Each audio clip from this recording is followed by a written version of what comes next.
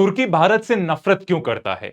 क्यों तुर्की के राष्ट्रपति अर्दोगान भारत से इतने ज्यादा खफा है? ऐसा कुछ क्या करा है भारत ने कि वो पाकिस्तान की पूरी तरीके से मदद कर रहे हैं? ऑपरेशन सिंदूर को उन्होंने क्रिटिसाइज ही नहीं करा, बल्कि पाकिस्तान का पूरा समर्थन करा उनकी सॉवरेनिटी को लेकर। साथ ही के अंदर पाकिस्तान को ड्रोन्स भी भेजे इंडिया पर हमला करने के लिए।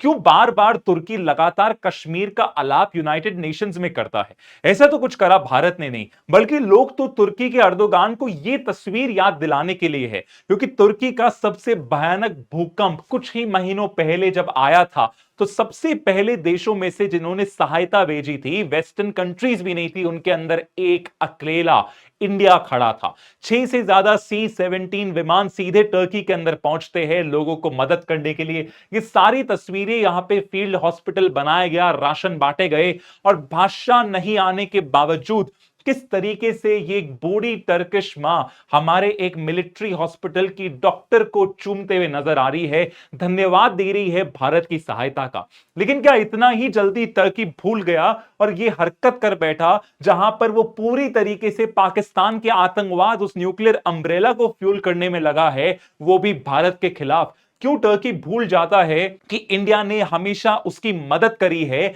कोई बुरी तरीके से उसकी तरफ देखा नहीं, और ऊपर से इस ऑपरेशन सिंदूर के अंदर टर्की ने पाकिस्तान को हथियार भेजे, 350 से ज्यादा ड्रोन्स। इस बात की पुष्टि इंडियन आर्मी ने अपने आधिकारिक बयान में दी है। हालांकि सब न्यूट्रलाइज हो चुके थे, उसके बावजूद ऑन ग्राउंड पर ऑपरेशंस के लिए मिलिट्री ऑपरेटिव्स टर्की ने भेजे। हमला होने से कुछ दिन पहले ही उनका इंटेलिजेंस ऑफिशियल बेसिकली इस्लामाबाद के एयरफोर्स एकेडमी में वॉक करता है विद अ प्रॉमिस, हम तुम्हें सैटेलाइट इमेजरी देंगे ताकि पाकिस्तान सीधे तौर पर भारत की ब्रह्मोस और S-400 के ठिकानों पर हमला कर पाए। और लोगों में इस बात को लेकर बहुत नाराजगी है, लोगों में कैंपेन है देशभक्ति का कि टर्की को बायकॉट करिए। और बायकॉट करने के लिए सबसे पहले लोगों ने टूरिज्म, उसकी कोर इकोनॉमी को अटैक करा है। मेक माई ट्रिप ने बताया कि 250% से ज्यादा कैंसलेशंस बढ़ गई है। इंडियन टूरिस्ट अब टर्की की जगह उसके राइवल ग्रीस जाना चाहते हैं।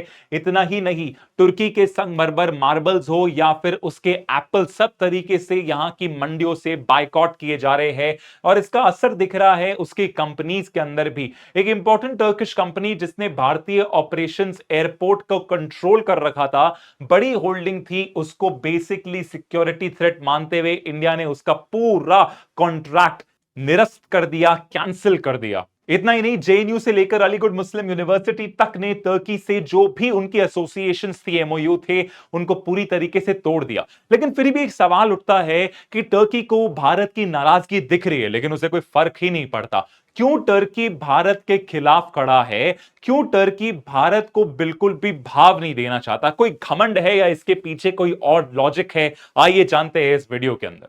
सबसे पहला कारण कि टर्की को क्यों फर्क नहीं पड़ता भारत के ऊपर, उसका कारण है कि हमारे रिश्ते जो व्यापारिक तौर पर है वो बहुत ही नम्र है, वो बहुत ही लो लेवल पर है। जब व्यापार इतना ज्यादा नहीं है तो एक दूसरे के अंदर इन्वेस्टमेंट नहीं है, इस चक्कर के अंदर रिलेशनशिप को देखकर तुर्की कहता है मुझे कोई फर्क नहीं पड़ता। दूसरा कारण कि वो क्यों इतना घमंड कर रहा है, उसकी दोस्ती बड़े बड़े देशों के साथ है, जैसे कि रूस के साथ। रूस के साथ उसने कई तरीके के व्यापारिक समझौते करे हैं despite being a NATO member, और रूस ने उसे गले लगाकर पूरी तरीके से उसका स्वागत करा है।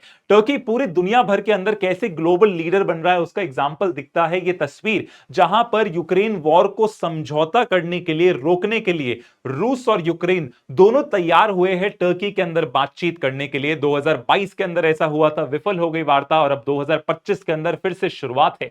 ये टर्की का रोल बताता है, इंफ्लुएंस बताता है। नेटो मेंबर का सदस्य होने के बावजूद, मतलब जो रूस के खिलाफ है नेटो सदस्य, उसने रूस की ही मिसाइल S-400 खरीद ली। कोई बड़े रेपरकशंस नहीं मिले टर्की को। इस बात का टर्की को घमंड है कि मैं बहुत बड़ा कंट्री हूं, too large to be ignored, और क्या ही करोगे। और यही चीज है कि उसने चीन से भी बहुत ज्यादा गहरी दोस्ती बना रखी है, और चीन से जो इतनी बड़ी गहरी दोस्ती है उसका असर दिखता है कि किस तरीके से वहां पर बाइट की एक बड़ी फैक्ट्री लगी है मैन्युफैक्चर करने के लिए। ऊर्जा संबंधों को भी एक नई राह दी जा रही है दोनों के बीच में पार्टनरशिप होते हुए।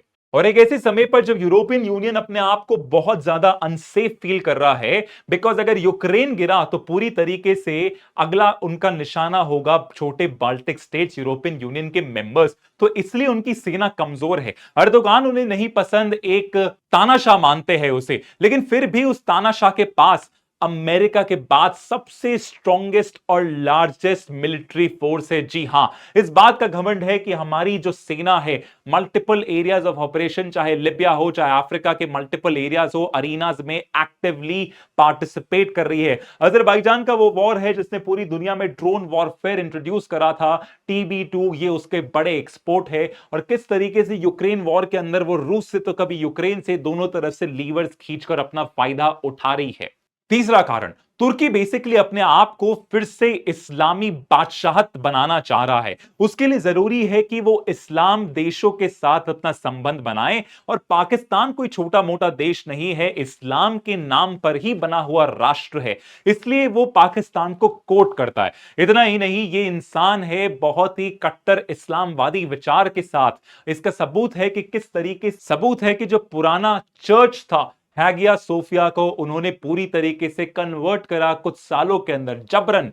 ग्रीस ने आलोचना करी, बाकी दुनिया ने आलोचना करी, इसको मस्जिद बना दिया। इतना ही नहीं, टर्की ने सीरिया के अंदर अल असद के जाने के बाद अल शरा नाम का एक बहुत ही बड़ा जिहादी आतंकवादी को राष्ट्रपति बना दिया। इन्हीं के यहां पर कठपुतलियों पे नाचने वाला एक जिहादी संगठन को इजराइल के निकट में बिठा दिया। ये बताता है उनका एम्बिशंस कि किस तरीके से वो इस्लाम का यूज करके पूरी दुनिया में प्रभुत्व इन्फ्लुएंस कर रहे हैं। और तो और वो इंडिया को कोई सेक्युलर कंट्री नहीं देखते। प्रधानमंत्री मोदी के आने के बाद वो लगातार इंडिया को एक हिंदू राष्ट्र के रूप में देखते हैं, और हिंदू राष्ट्र का जो सपना है उनके अनुसार वो इस्लाम के लिए एक बहुत बड़ा थ्रेट है। इसलिए उस चश्मे के अनुसार भारत के साथ रिश्ते नहीं बनाए जा सकते, बल्कि पाकिस्तान एक ऐसा भिखारी देश उन्हें इंपॉर्टेंट प्लेयर लगता है।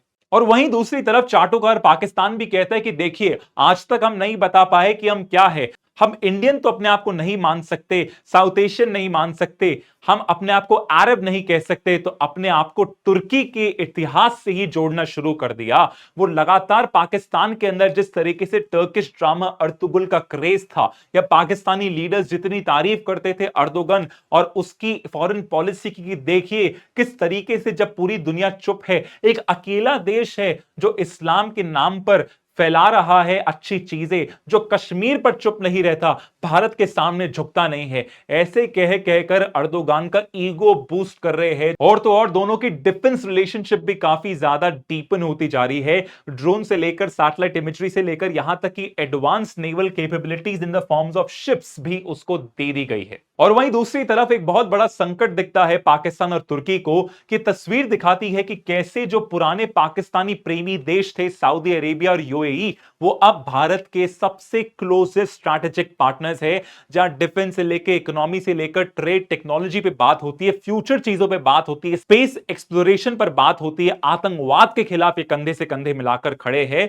और तुर्की इस बात से जलता है क्योंकि असलियत के अंदर जो मुस्लिम लीडरशिप है वो पूरी तरीके से कंट्रोल करते हैं मोहम्मद बिन सलमान ऑफ सऊदी अरेबिया, और उनके एक और पार्टनर कंट्री यूएई बहुत बड़ा इंफ्लुएंस करते हैं। लेकिन इस बात पे तुर्की को बहुत गुस्सा आता है कि मैं कैसे एक पूरा ऑटोमन सुल्तान की तरफ वापस निखरूं। ये रास्ते में उनको अड़चन दिखती है, उनके सो कॉल्ड दुश्मन है वो इंडिया के करीब है, तो इसलिए उन्होंने पाकिस्तान का दामन पकड़ा है। और असलियत के अंदर ये किसी हिटलर से कम नहीं है, एक बहुत बड़े तानाशाह है जिनकी ईविल डिजाइन्स भारत की तरफ पूरी तरह टिकी है। ऑपरेशन सिंदूर में तो पूरी तरीके से साफ हो गया कि भारत ही इकलौता देश था जिसके साथ एक भी कंट्री खड़ी नहीं रही थी इजराइल को छोड़कर। इनके साथ तो पाकिस्तान के साथ टर्की ने कंधे से कंधा मिलाकर हिंदुस्तान को नष्ट करने की साजिश रची। अब सारे इविल प्लान्स पूरे देश के सामने हैं।